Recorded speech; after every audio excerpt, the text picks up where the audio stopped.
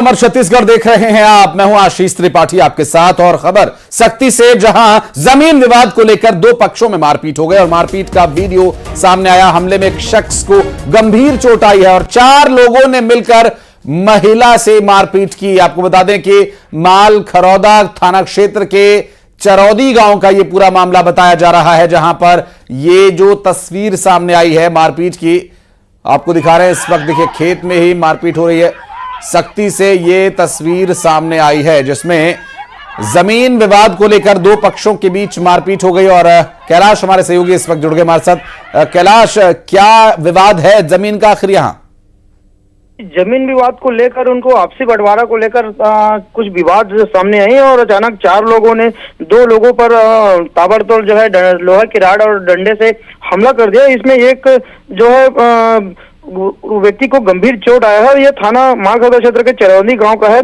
पीड़िता घसनीन भाई ने भी शिकायत दर्ज की है और जो है अपोजिट पार्टी ने भी अभी थाना में शिकायत दर्ज की है। और जो राचीलाल युवक नाम का युवक था, उनको गंभीर चोटें आई हैं। अब देखने वाली बात होगी पुलिस जांच कर किस तरह की कार्रवाई करती है, क्योंकि यह इस तरह के मामला जमीन में जब खेती का समय आता है तो लगातार बढ़ते रहता है और जागरूकता की कमी या चंद लालच की समय पे ये सब घटना जो है घटित होती रहती है और लोगों को जो है कानून का भय नहीं रहता है और इस तरह की घटना को अंजाम देते रहते हैं।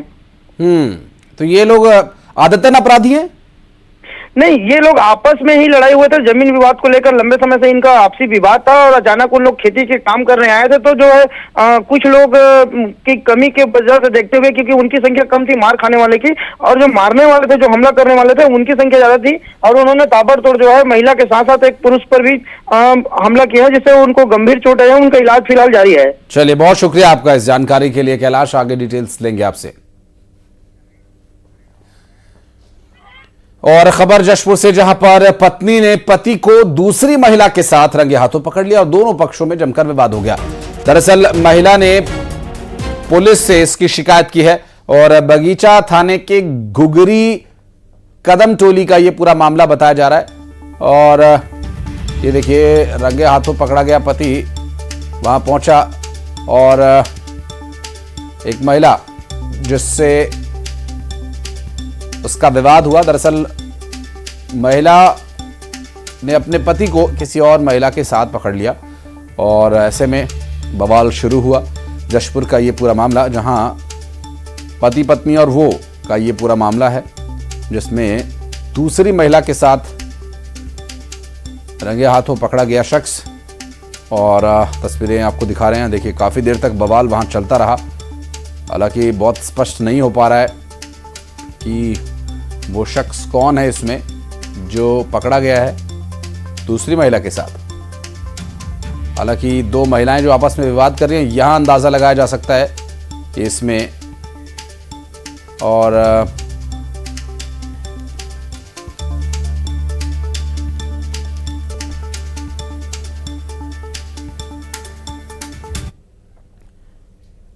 कोरबा में एक ट्रैक्टर पलट गया, जिसमें ट्रेलर ड्राइवर की मौत हो गई। ट्रेलर के पलटने से यह दुर्घटना हुई। दरअसल कोरबा में ट्रेलर ड्राइवर की ट्रेलर में दबकर मौत हो गई। नींद आ जाने की वजह से यह हादसा हुआ। दीपका खदान से कोयला लोड कर नैला लेकर यह जा रहा था और हरदी बाजार थाना क्षेत्र के जोरहा डबरी मेन रोड पर यह हादसा हुआ है। आपको बता दें कि इस पूरे मामले में कारण बताया जा रहा है कि जो चालक था उसे नींद की झपकी आ गई, जिसकी वजह से ये दुर्घटना हो गई। और इस हादसे में ट्रेलर का जो ड्राइवर था वो ट्रेलर के नीचे दब गया और उसकी मौत हो गई।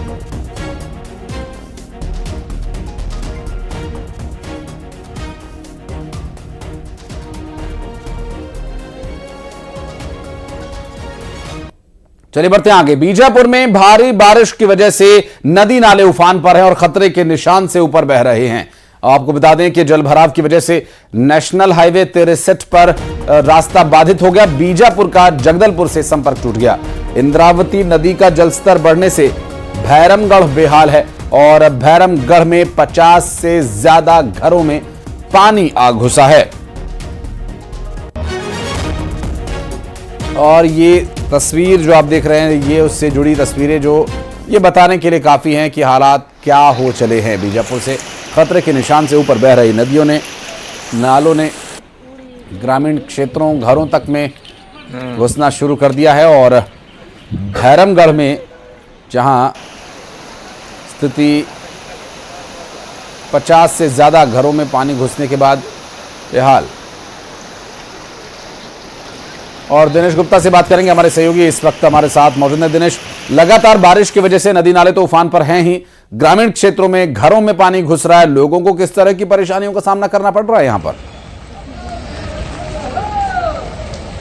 जी, मैं आपको बता दूं कि कई दिनों से बीजापुर और दंतेवाड़ा जिले में लगातार हो रही बारिश से जनजीवन अस्त व्यस्त है।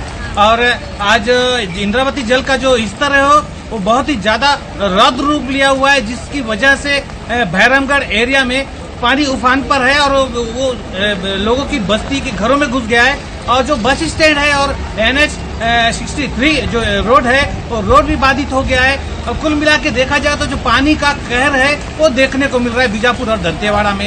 इससे पहले भी जांगला और भैरमगढ़ के जो नया बस स्टैंड बन रहा है वहां पर पानी का जो रौद्र रूप देखा गया था, आज भी वैसा ही रौद्र रूप देखा गया है। दोनों छोरों पे गाड़ियां, बसें और यात्री आप परेशान हैं, फंसे हुए हैं। और जगदलपुर और गिदम का जो संपर्क है वो बीजापुर से टूट गया है और कहीं ना कहीं यात्रियों को बहुत परेशानियों का सामना करना पड़ रहा है। और जो नदी नाले उफान पर होने की वजह से भैरमगढ़ से लगभग 20 किलोमीटर दूर जांगला जो जल भराव की वजह से वहां भी बाधित मार्ग हो गया है, ऐसा बताया जा रहा है। और कुल मिला के जो पानी की स्थिति देखो तो रौद्र रूप देखने को मिल रहा है। चारों दिशाओं में झमाझम बारिश हो रही है और यह बारिश से लोगों को काफी परेशानियों का सामना करना पड़ रहा है। और जो रोड बाधित हुई है भैरमगढ़ और बीजापुर की जो संपर्क टूट चुका है जगदलपुर से, ऐसे में जो वहाँ यात्री फंसे हुए उनके लिए राहत कार्य के लिए भी शासन प्रशासन लगी हुई है। और लोगों को ऐसे जो बाढ़ वाले इलाकों में जाने से मना किया गया है। और कहीं ना कहीं कलेक्टर बीजापुर ने जो अपील किया है अधिकारी कर्मचारियों से अलर्ट रहने की, और वो आप देख सकते हैं कि बीजापुर में कई ऐसे तस्वीर सामने आई जिसमें एक शिशु को जो राहत कार्य जो दल है वो शिशु को भी बचाता है। और कहीं ना कहीं जो तत्पर है और जो सरकार की जो प्रणाली है उस पर कहीं ना कहीं जबरदस्त आया है और लोगों को राहत कार्य बचाने के लिए लोग जो लगे हुए। बिल्कुल, और इस पूरे मामले में अभी स्थिति जो है वो हालात काबू में करने के लिए प्रशासन की तरफ से तो संभव है नहीं, लेकिन ये बारिश थोड़ी कम हो तो स्थिति काबू में जरूर आएगी। बहुत शुक्रिया आपका इस पूरे मामले पर जानकारी देने के लिए। और पेंड्रा में मूसलाधार बारिश की वजह से कई गांवों का संपर्क टूट गया है मार्गों से और सड़क पर जावस नदी का पानी आ पहुंचा है। पहली बार नदी में इस बाढ़ में अब पानी देखा जा रहा है, पहली बार इस नदी में बाढ़ आई है और पूरे सप्ताह बारिश की संभावना भी जताई जा रही है। जावस नदी जिसका पानी पहली बार बाढ़ की वजह से ओवरफ्लो हो रहा है, पूरे सप्ताह इसी तरह से बारिश होने की जानकारी मिल रही है।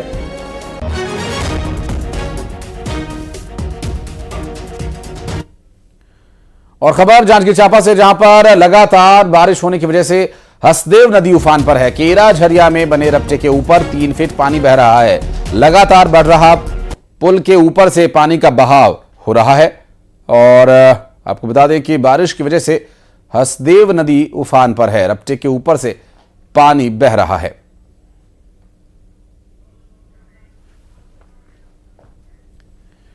और छत्तीसगढ़ में बारिश को लेकर रेड अलर्ट जारी किया गया। अगले 3 से 4 दिन मॉनसून सक्रिय रहने की संभावना है। मध्य छत्तीसगढ़ में ज्यादा बारिश होने के आसार है। उत्तर छत्तीसगढ़ में बारिश को लेकर रेड अलर्ट जारी किया गया।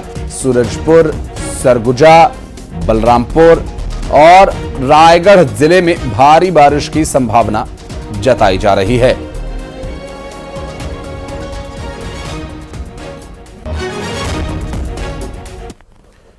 और बस्तर में डेंगू का प्रकोप देखने को मिल रहा है। शहर और ग्रामीण इलाके में डेंगू के 17 मरीज मिले हैं। 5 मरीजों का इलाज चल रहा है, जबकि बाकी मरीज ठीक होकर घर लौटे।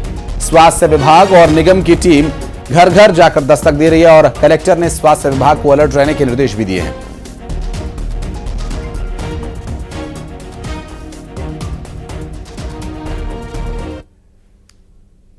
डेंगू हमारे यहाँ पिछले साल की बनिस्बत बहुत नियंत्रण में है। हमारे शहर में मात्र 17 केस हैं और इसमें मैक्सिमम जो है IgM पॉजिटिव वाले हैं। रिसेंट इन्फेक्शन का 30-40% के आसपास है। मतलब 17 में ले देखिए आप 8-10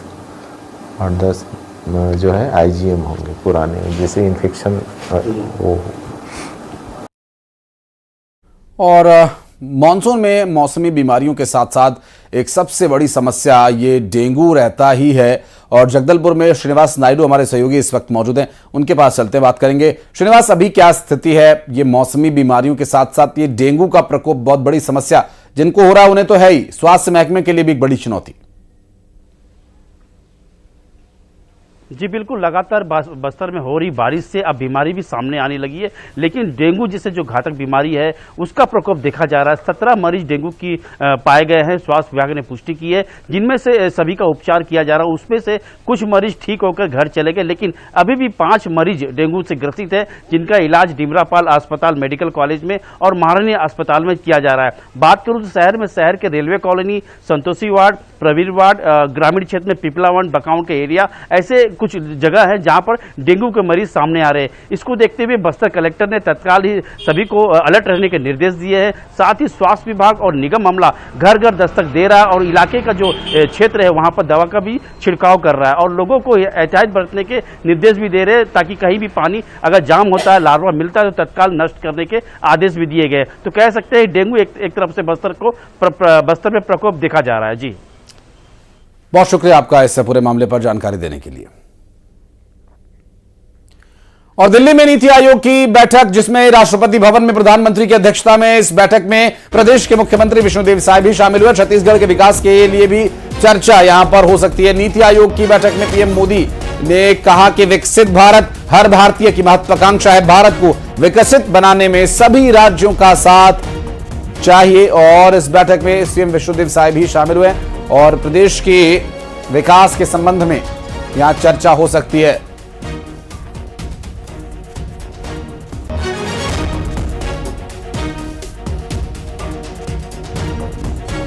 आपको बता दें कि राष्ट्रपति भवन में ये नीति आयोग की बैठक है और इस बैठक में छत्तीसगढ़ के लिहाज से यदि बात करें तो प्रदेश के मुख्यमंत्री तो गए हैं ही और उन्होंने इस बैठक में छत्तीसगढ़ के विकास के संबंध में अपना भी पक्ष रखा। और नीति आयोग की बैठक में प्रधानमंत्री नरेंद्र मोदी ने जो बातें कही उसमें कुछ बातों का जिक्र अभी सामने आया, जिसमें बताया गया कि विकसित भारत हर भारतीय की महत्वाकांक्षा है। उन्होंने कहा, साथ ही ये भी कहा कि भारत को विकसित बनाने में सभी राज्य साथ दें। बैठक में प्रदेश के मुख्यमंत्री विष्णुदेव साय भी शामिल हुए हैं। और यदि छत्तीसगढ़ के लिहाज से बात करें तो छत्तीसगढ़ के वो कौन से विषय होंगे जो इस बैठक में प्रधानमंत्री और नीति आयोग की बैठक में रखे जा सकते हैं, क्योंकि प्रधानमंत्री ही इसकी अध्यक्षता करें। इस संबंध में बातचीत करेंगे। आकाश शुक्ला हमारे सहयोगी रायपुर से जुड़ गए। जी आकाश।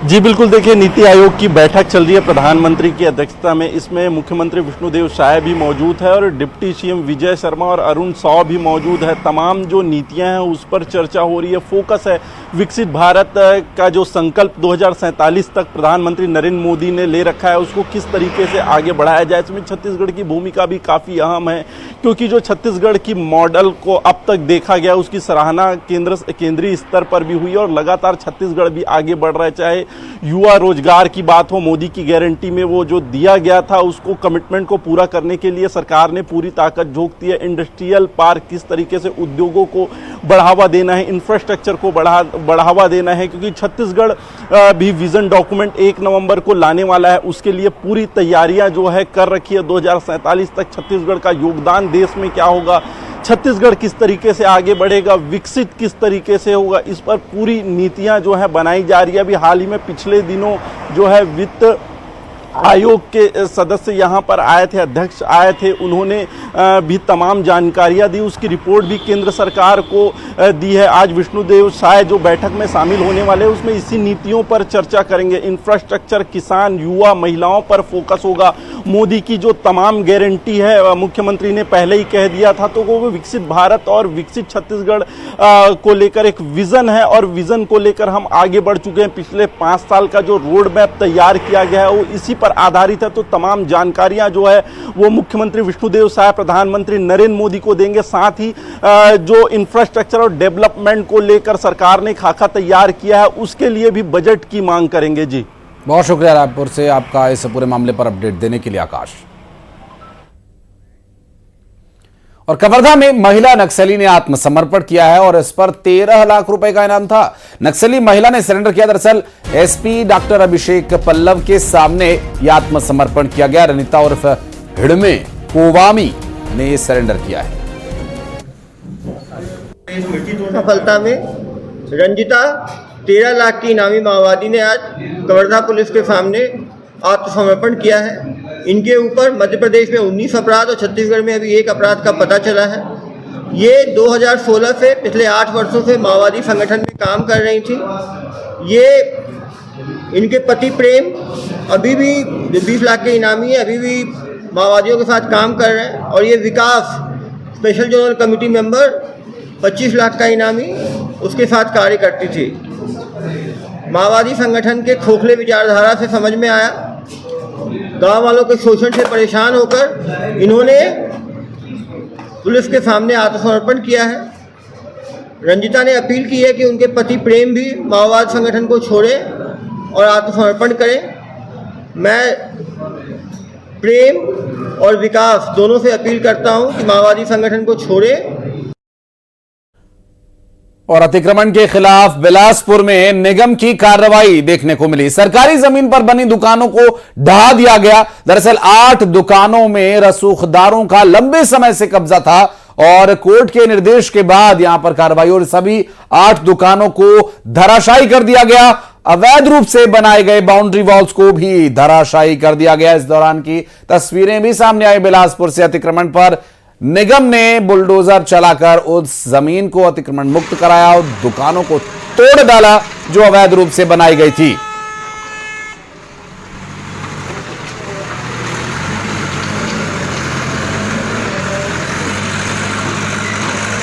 और आपको बता दें कि यह अतिक्रमण पर निगम का बुलडोजर चला है जिसमें काफी संख्या में दुकानें सरकारी जमीन पर पक्के तौर पर बना ली गई थी और पक्की बनी इन दुकानों को प्रशासन ने संज्ञान में लेते हुए पूरी तरह से ध्वस्त कर दिया। ये जो पूरा घटनाक्रम है बिलासपुर का है जहां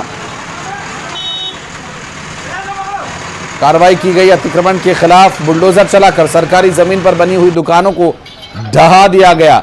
करीब करीब 8 दुकानों पर जिन पर की रसूखदारों का लंबे समय से कब्जा चला आ रहा था, उनके कोर्ट के निर्देश पर यह कार्रवाई करते हुए कब्जों को हटाया गया और सभी 8 दुकानों को धराशायी किया गया। अवैध रूप से बनाई गई बाउंड्री वॉल को भी धराशायी कर दिया गया।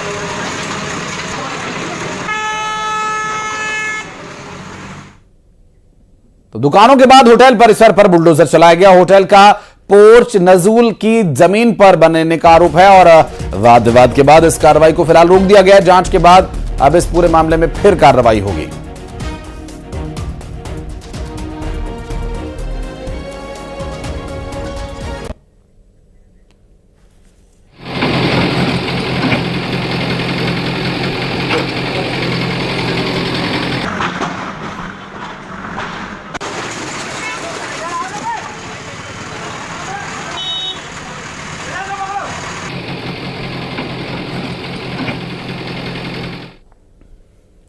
और कोरबा में लाश मिलने से सनसनी फैल गई। दरअसल ट्रांसपोर्ट नगर में एक शख्स की लाश मिली है जिसके शव के सिर पर चोट के निशान मिले हैं। मृतक की पहचान अभी तक नहीं हो सकी है। पुलिस जांच में जुटी हुई है।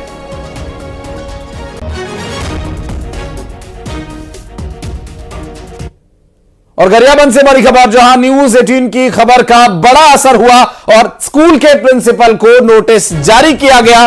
पांडु का गर्ल्स स्कूल का यह पूरा मामला, जहां बच्चियों ने मिड डे मील का भोजन किया और 11 छात्राओं की तबीयत बिगड़ गई, 4 जिसमें गंभीर रूप से बीमार हो गई, अस्पताल में इन्हें भर्ती कराना पड़ा। छुरा बीईओ को नोटिस दिया गया है, कारण बताओ आखिर ऐसा क्यों हुआ। 3 दिन में इस पर जवाब मांगा गया है, क्यों ना आप पर कार्रवाई की जाए, कारण बताओ। नोटिस में यह कारण पूछा गया है कि आप पर कार्रवाई क्यों ना की जाए। दरअसल न्यूज 18 ने प्रमुखता से खबर को दिखाया था, जिसका असर हुआ और बड़ा असर हुआ। इस पूरे मामले में न सिर्फ स्कूल के प्रिंसिपल को बल्कि बीईओ ने भी कारण बताओ नोटिस जारी किया और जवाब मांगा है। अब देखना यह होगा कि जवाब कब तक दाखिल किया जाता है। बच्चियों के स्वास्थ्य के साथ खिलवाड़ आखिर कब तक।